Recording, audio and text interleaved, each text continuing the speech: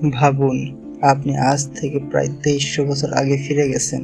চারদিকে ঘন বন, বিশাল নদী আর ছোট ছোট জনপদ। তখনও বাংলাদেশ নামের কোনো দেশ নেই, কিন্তু করতোয়া নদীর তীরে দাঁড়িয়ে আছে এক বিশাল নগরী। উঁচু প্রাচীর দিয়ে ঘেরা এই শহরে ফটকে পাহারা দিচ্ছে সৈন্যরা। ভেতরে ব্যস্ত ব্যবসায়ী, কারিগর, কৃষক ও রাজকর্মীরা।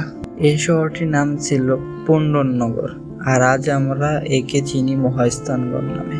ইতিহাসবিদদের মতে এটি বাংলাদেশের প্রাচীনতম নগর সভ্যতাগুলোর একটি। কথিত আছে, ভোরের আলো ফোটার আগেই শহরের বাজার জেগে উঠত। দূর দূরান্ত থেকে নৌকায় করে ব্যবসায়ীরা আসতো। কেউ নিয়ে আসতো মশলা, কেউ কাপড়, কেউ মূল্যবান ধাতু। নদীপথ ছিল সেই সময়ের মহাসড়ক। নগরের চারপাশে ছিল বিশাল প্রতিরক্ষা ব্যবস্থা। প্রায় 5000 ফুটেরও বেশি দীর্ঘ দুর্গ প্রাচীর শত্রুদের আক্রমণ থেকে শহরকে রক্ষা করত।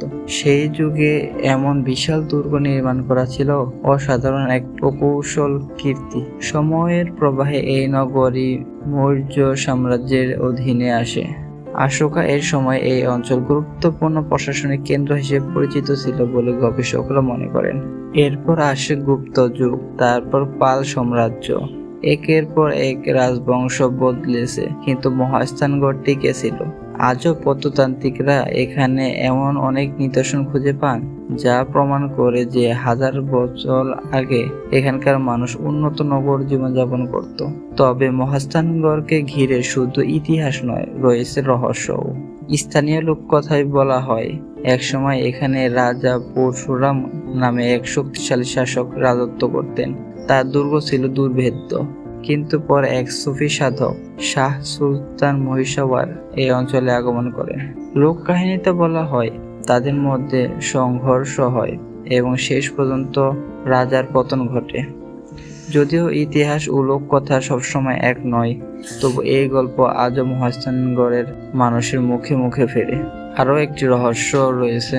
অনেকে বিশ্বাস করেন মহাস্থানগড়ের মাটির নিচে এখনো অসংখ্য অজানা স্থাপনা, গোপন কক্ষ এবং অমূল্য প্রত্ন সম্পদ লুকিয়ে রয়েছে। প্রতিটি নতুন খনন কাজে বেরিয়ে আসে নতুন নতুন তথ্য, যা গবেষকদের বিস্মিত করে।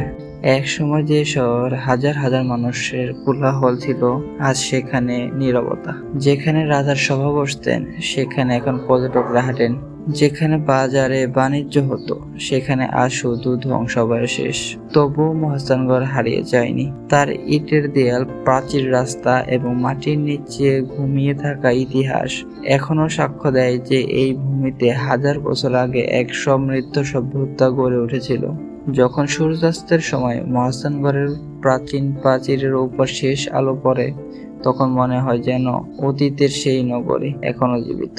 যেন ইতিহাসের গভীর থেকে কেউ ফিসফিস করে বলছে, আমি দেখেছি সাম্রাজ্যের উত্থান, আমি দেখেছি সাম্রাজ্যের পতন, আমি মহাস্থানগড়, বাংলাদেশের হাজার বছরের ইতিহাসের নীরব সাক্ষী।